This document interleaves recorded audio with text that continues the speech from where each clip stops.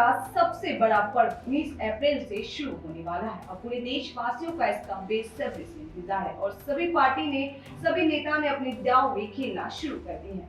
क्या इस बार भी मोदी अपना लहर दिखा पाएंगे? क्योंकि बीजेपी की चुनावी रैली में 2014 में अच्छे दिन आने वाले हैं और दूसरा 2019 में मोदी है तो मुमकिन है और 2024 में एक बार फिर से मोदी की गारंटी। मतलब एक बात तो साफ है कि 2014 से 2024 तक हर चीज में मोदी का जिक्र ये बताता है कि 2024 में भी मोदी का लहर फिर से देखने को मिलेगा।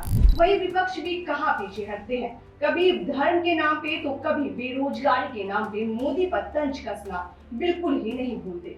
आज इसी पर विस्तार से चर्चा करेंगे और आपको बताएंगे, लेकिन उससे पहले स्वागत है आपका GPN24 के डिजिटल प्लेटफॉर्म पर। मैं हूं आपके साथ आतिफा शेख। देश में होने वाले आगामी लोकसभा चुनाव का ऐलान हो चुका है और देश भर में 543 लोकसभा सीट पर 7 चरण में वोट डालने हैं। प्रमुख चुनाव के आयुक्त राजीव कुमार ने बताया कि लोकसभा चुनाव 2024 की परिणाम 4 जून को 2024 में घोषित किया जाएगा। कुमार ने कहा कि हम ऐसा चुनाव कराना चाहते हैं जिससे दुनिया भर में लोकतंत्र की खास और मजबूत हो और आम चुनाव की तारीख का ऐलान होते ही आदर्श आचार संहिता प्रभावित हो गई। इलेक्शन कमीशन के अनुसार आगामी लोकसभा चुनाव रजिस्टर्ड वोटर की संख्या 96.86 करोड़ है। प्रधानमंत्री नरेंद्र मोदी के नेतृत्व में एनडीए लगातार तीसरी बार चुनाव जीतने का दावा कर रहे हैं। वहीं कांग्रेस समेत तमाम विपक्ष दल एनडीए के बैनर के जुटे हुए हैं। लोकसभा चुनाव के लिए बीजेपी, कांग्रेस समेत तमाम दलों ने उम्मीदवारों की लिस्ट भी जारी करना शुरू कर दिया है।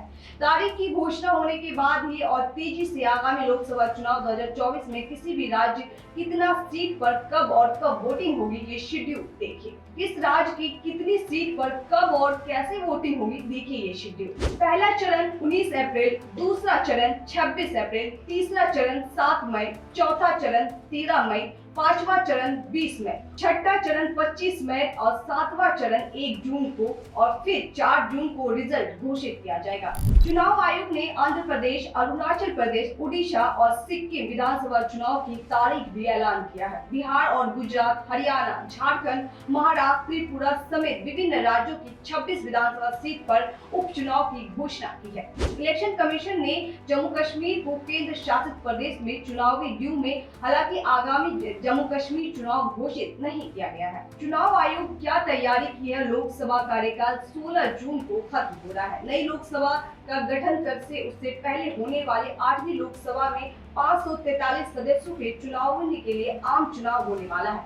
आगे 2 महीना तक पूरे देश में राजनीति का अखाड़ा बना रहेगा। वहीं ईवीएम को लेकर विपक्ष लगातार सवाल उठाते रहते हैं, इलेक्शन से पहले या इलेक्शन के बाद। विपक्ष का इलेक्शन के बाद रोना और इलेक्शन से पहले रोना, इसे लेकर इलेक्शन कमीशन राजीव कुमार ने अपने शायराना अंदाज में ईवीएम विरोधी पर तंज कसते हुए कहा। सुनिए क्या कुछ कहा उन्होंने।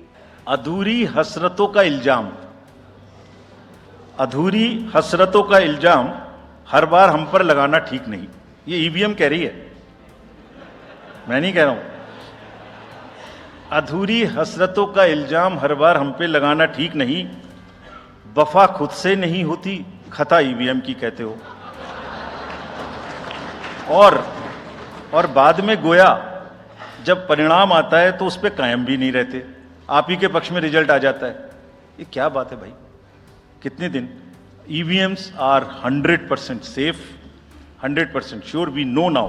इलेक्शन कमीशन चुनाव के लिए कुछ गाइडलाइन भी जारी किए हैं। वही चुनाव आयोग ने राजनीतिक पार्टी द्वारा चुनाव में क्रिमिनल बैकग्राउंड से उम्मीदवार उतारने के पीछे की वजह के बारे में भी स्पष्ट जानकारी देने के निर्देश दिए हैं। उन्हें साथ ही क्रिमिनल बैकग्राउंड की प्रत्याशी के 3 बार समाचार पत्र सूचना देकर अपने ऊपर लगाए गए आरोप की भी जानकारी देनी होगी। मुख्य चुनाव आयुक्त राजीव कुमार ने बताया कि इस समय देश में 97 करोड़ रजिस्टर्ड वोटर्स है। इसमें पुरुष वोटर्स की संख्या 95.72 करोड़ है और महिला वोटर 47.15 करोड़ है। थर्ड जनरेशन के कुल 48,000 मतदान है। 1.82 करोड़ वोटर्स लोग पहली बार वोट करेंगे और 100 साल से ज्यादा उम्र वाले वोटर्स की संख्या 2 लाख से ज्यादा है। देश भर में 10.5 लाख से ज्यादा पोलिंग बूथ है। इसमें 55 लाख से ज्यादा ईवीएम की मदद से चुनाव किया जाएगा। लोकसभा 2024 से पहले पूरे देश में बुजुर्ग और दिव्यांग मतदानों के घर पे वोट की सुविधा भी मिलेगी। पिछले बार लोकसभा चुनाव की तारीख घोषणा 10 मार्च 2019 को की गई थी और 11 अप्रैल समेत 4 चरण में मतदान हुआ था। मतगणना 23 मई को हुई थी और पिछले आम चुनाव बीजेपी ने 303 सीट से जीतकर कांग्रेस को 52 सीट मिली थी। तो देखते हैं क्या मोदी का 10 साल जनता को लगा है बेमिसाल या फिर इस बार किसी और को देगी मौका जनता संभालने का कमान।